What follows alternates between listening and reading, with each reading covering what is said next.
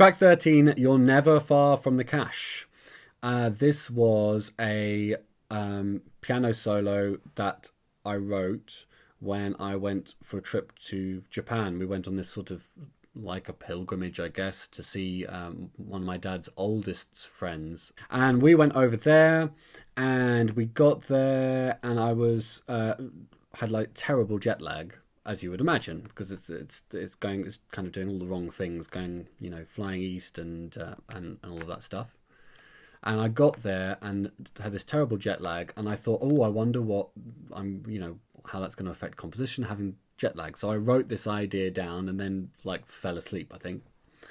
And then later I got it and I put it on I put the thing I'd written, because I was writing away from the piano. I put the tune I'd written up on the piano and was like, right, let's see what this sounds like. I played it and I thought, well, that's absolutely awful. You know, like, note to self, never write with jet lag ever again. There's just no, never.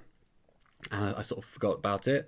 And then later I kind of picked it up again and I played it and I played it. And this is with all the tracks, really. This is how they work. This is a common theme for all the tracks. It's these things that were like just one idea that captured a mood on the day, and then as I listened to them over and over again, I sort of discovered things in them, or discovered.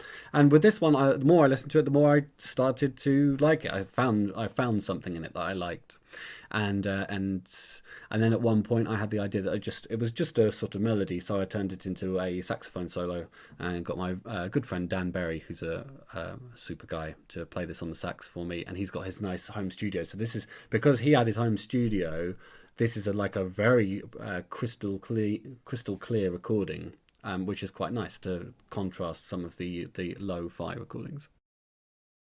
You're Never Far from the Cash is something that was on a betting machine, is on one of the, like a fruit machine. One of these things. It's like it seems like just like a very lazy attempt to just draw in punters to keep plugging their money into the fruit machine. It's like, I mean, if you're going to make fruit machines and stuff and go through that kind of way of trying to make money out of people, then by all means do it. But then it just seems so seems so lazy to have a tagline like that on the machine when